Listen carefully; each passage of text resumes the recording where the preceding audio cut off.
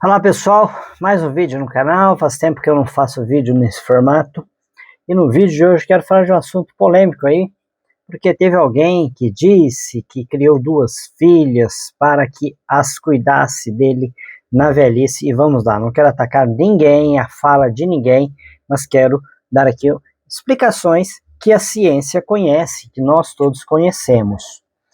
Reprodução humana, sexo biológico e orientação sexual. Esse é o tema do vídeo de hoje. Hoje eu gostaria de tratar de um assunto que frequentemente provoca discussões, mas que pode ser compreendido de maneira muito mais tranquila quando recorremos à ciência.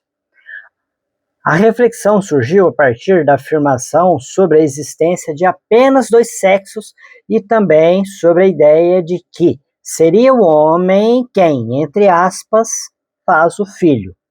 Não pretendo transformar esse vídeo em uma discussão política, nem julgar quem fez determinados comentários, determinadas afirmações. Meu objetivo é simplesmente apresentar algumas informações científicas e propor uma reflexão. Comecemos pela reprodução humana.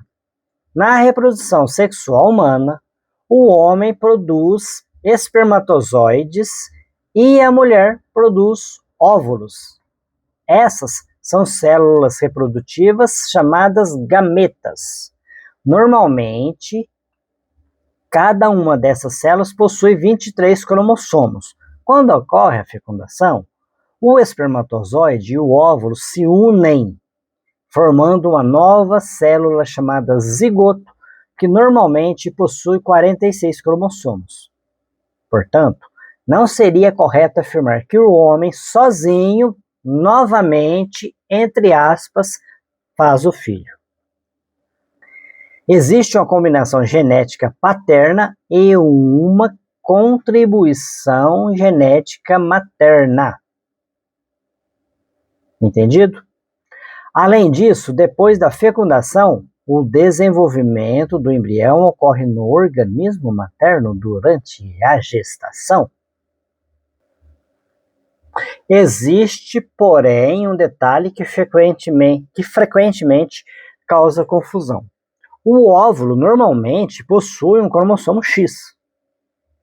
Os espermatozoides, por sua vez, podem carregar um cromossomo X ou um cromossomo Y.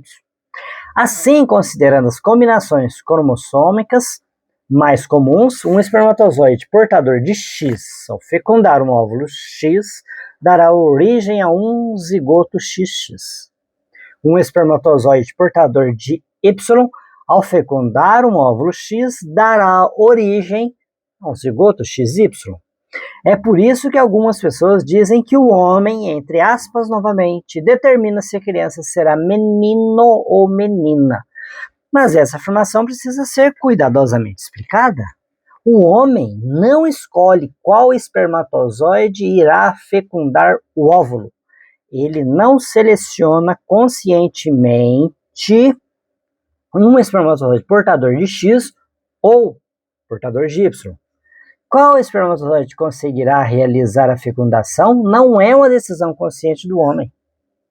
Portanto, existe uma diferença entre dizer que o espermatozoide que fecundou o óvulo forneceu o cromossomo X ou Y e dizer que o homem escolheu ou determinou conscientemente esse resultado. Portanto, o homem não fez um filho, homem, ou fez uma filha, mulher, porque ele não tem poder de decisão sobre isso. A primeira afirmação descreve um mecanismo biológico. A segunda atribui ao homem um controle que ele não possui. Os cromossomos XX e XY são componentes importantes do desenvolvimento sexual humano, mas não explicam sozinhos toda a complexidade desse desenvolvimento. Participam desse processo diversos genes, hormônios, receptores hormonais, gônadas e estrutura dos órgãos reprodutivos. É nesse contexto que encontramos as variações intersexo. Intersexo é um termo abrangente utilizado para diferentes variações das características sexuais que podem envolver cromossomos, gônadas, hormônios, órgãos reprodutivos ou características sexuais externas.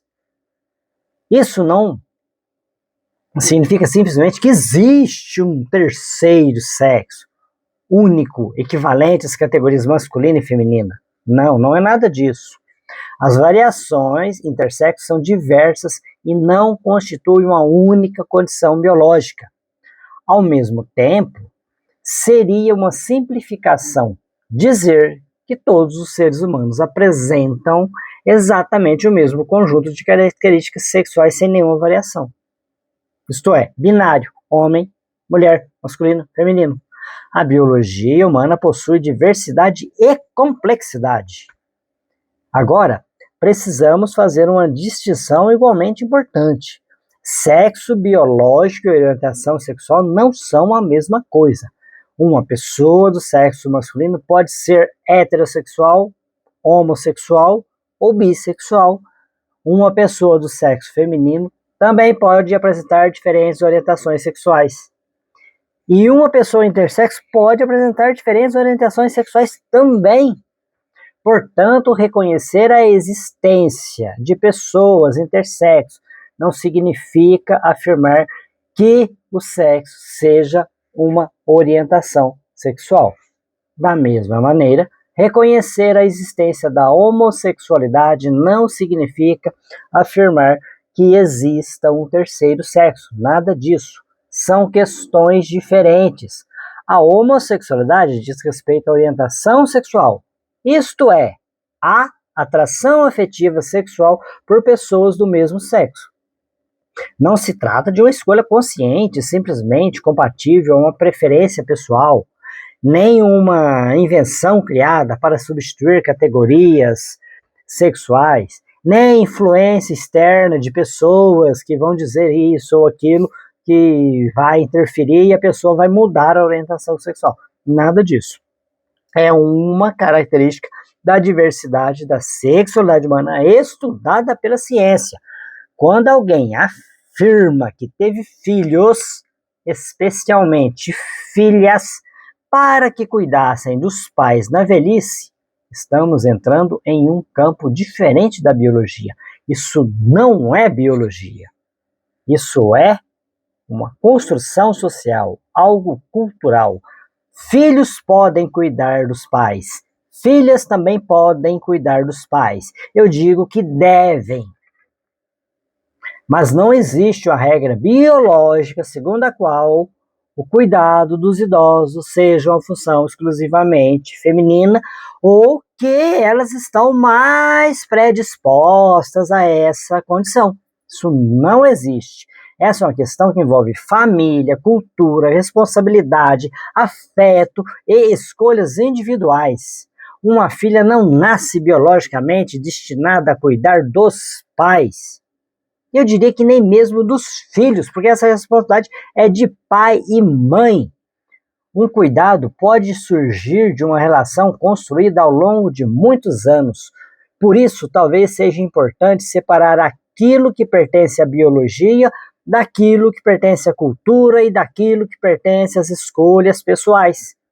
A ciência pode explicar como ocorre a fecundação, pode estudar os cromossomos e o desenvolvimento sexual, pode estudar as variações intersexo, pode estudar orientação sexual, mas ciência e opinião pessoal não são a mesma coisa. E uma explicação científica não precisa se transformar em uma disputa. Podemos discordar de uma ideia sem desrespeitar quem a apresenta. Podemos questionar uma afirmação sem transformar a conversa em um ataque pessoal. No final, talvez essa seja a reflexão que eu gostaria de deixar aqui. Quando encontramos uma questão complexa, não precisamos escolher entre atacar alguém ou simplesmente concordar. Podemos fazer algo mais simples. Voltar aos fatos, reconhecer aquilo que a ciência conhece, reconhecer aquilo que a ciência sabe, reconhecer aquilo que é mais complexo do que nós imaginamos e conversar com respeito. porque conhecimento não precisa servir para vencer discussão. Aliás, não deve ser usado para isso. Se o seu conhecimento está superior ao do seu interlocutor, explique para ele, ensine, transforme, distribua, partilhe conhecimento. É para isso que o conhecimento serve.